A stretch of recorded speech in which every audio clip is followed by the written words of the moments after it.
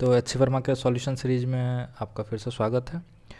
तो पहले तो स्क्रीन पॉज करके ये क्वेश्चन देखें, क्वेश्चन नंबर 39। बहुत अच्छा सवाल है, फिर इस पे बात करते हैं।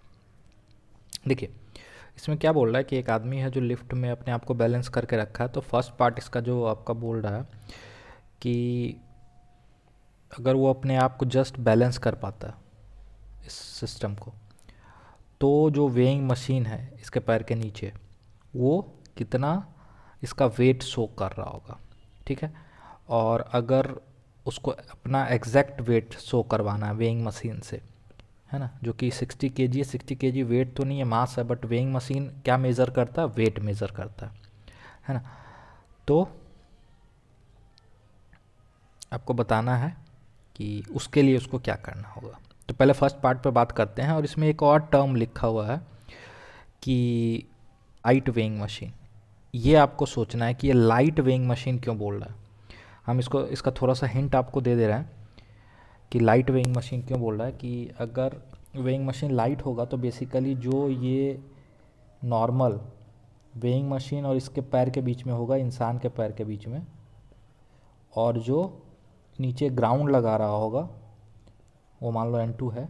तो अगर वेइंग मशीन का वेट कुछ नहीं है तो ये दोनों नॉर्मल बराबर माना जाएगा, है ना। बाकी इस पे आप थोड़ा सा और खुद से सोचिए कि वेइंग मशीन को लाइट क्यों लिखा गया है। ये आपका एक तरह से इससे जुड़ा हुआ एक और सवाल मैंने क्रिएट करा आपके लिए, ठीक है। बट मेन सवाल पे अब आते हैं। तो बेसिकली नॉर्मल अगर हमको पता चल जाए तो उसको हम जी से डिवाइड कर देंगे, तो वही वो वेट होगा जो वेइंग मशीन शो कर रहा होगा। ये मेन फंडा है। तो इसके लिए फ्री बॉडी डायग्राम सबसे पहला काम करते हैं। तो इंसान का हाथ देखो यहाँ पे रस्सी से बंधा हुआ, तो इसके बदले में एक टेंशन, है ना, 60 kg का है, तो mg, ठीक है। और ये एक नॉर्मल लग रहा होगा इस पे, ठीक है। तो मान लेते हैं n। उसके बाद अगर लिफ्ट का हम फ्री बॉडी डायग्राम ड्रॉ करें तो लिफ्ट पे ध्यान से देखो, एक कांटेक्ट रस्सी का यहाँ से, तो इसके कारण एक ही रस्सी है तो टेंशन सेम होगा, लाइट रोप है, ठीक है। और एक इसका खुद का वेट होगा लिफ्ट का 300, और एक नॉर्मल जो ये बेसिकली वेइंग मशीन पे लगा रहा होगा, बट यहाँ पे हम दोनों को सेम ले सकते हैं ना। तो ये जो वेइंग मशीन पे लगाया होगा और वेइंग मशीन जो इस पे लगाया होगा वो इस नॉर्मल के ही बराबर होगा। किस नॉर्मल के बराबर होगा? तो जो वो वेइंग मशीन उस आदमी पे लगाया है ना। ये वेइंग मशीन के लाइट होने का फ़ायदा, ठीक है। अब बोला सिस्टम रेस्ट पे, ये अपने आप को बैलेंस करके रखा हुआ। तो अगर हम नॉर्मल निकाल लें तो मेरा क्या आ जाएगा, जो वेट वो मेज़र कर रहा है ना। तो हम लिख सकते हैं T+N।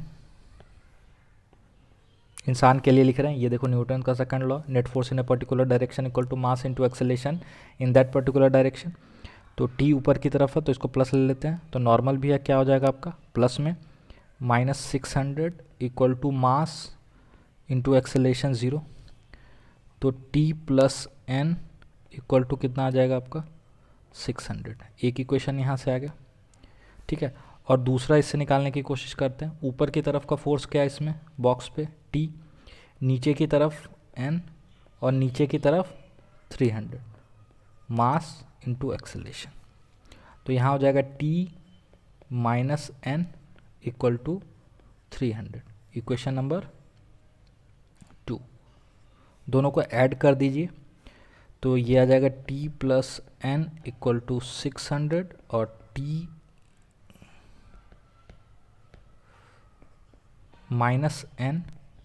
Equal to 300।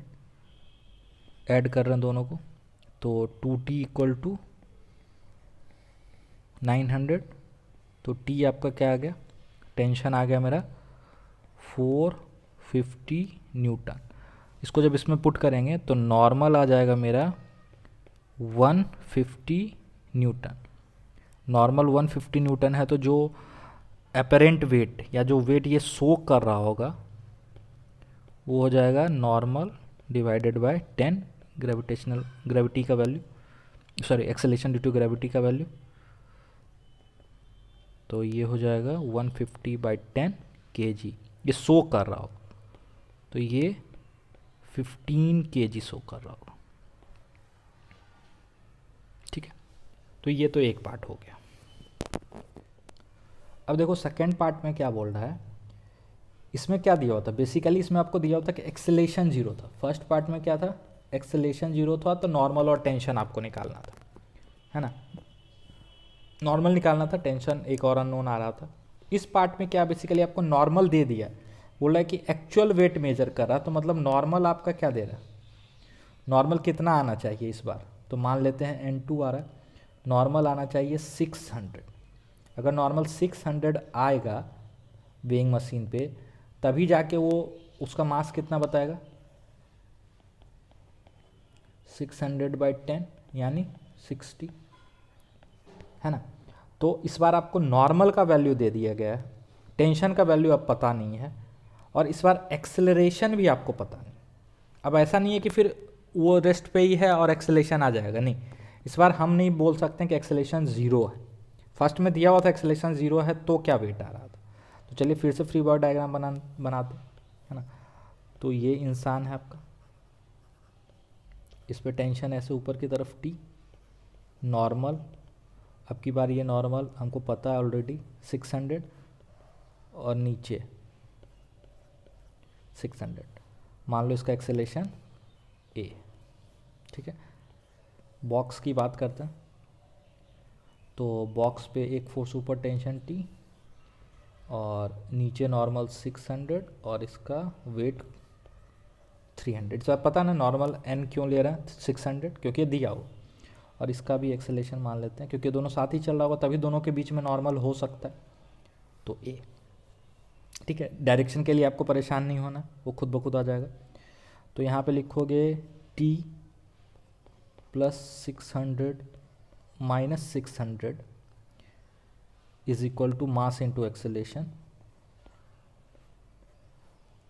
ठीक है, और यहाँ से आप लिखोगे T - 900 = मास इंटू एक्सेलेरेशन। ठीक है, तो यहाँ से आ जाएगा T = 60A, और यहाँ से आ गया T = 30A + 900। दोनों इक्वेशन को कंपेयर करोगे तो आ जाएगा आपका 30A = 900। इसको और इसको कंपेयर करो, है ना। तो A = 3 मीटर/सेकंड²। तो यही बोल रहा है कि कितना फोर्स उसको रोप पे एग्जर्ट करना चाहिए, यानी टेंशन निकालना बेसिकली। तो यहाँ से टेंशन क्या आ जाएगा, टेंशन आ जाएगा आपका 60 ये 30 मीटर/सेकंड² आ जाएगा, तो 30 न्यूटन।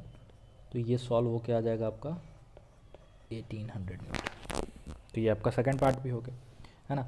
बट सिर्फ सॉल्व करने पे ध्यान मत दीजिए, इससे सारे जुड़े हुए कॉन्सेप्ट्स में कहीं कोई प्रॉब्लम आता हो तो आपको सारा का सारा लेक्चर वीडियो न्यूटन्स लॉ का इस चैनल पे अवेलेबल है फ्री ऑफ कॉस्ट। तो आप वहाँ से भी देख सकते हैं, जहाँ पे हमने टेंशन, नॉर्मल सब पे अच्छे से बात कर रखा है।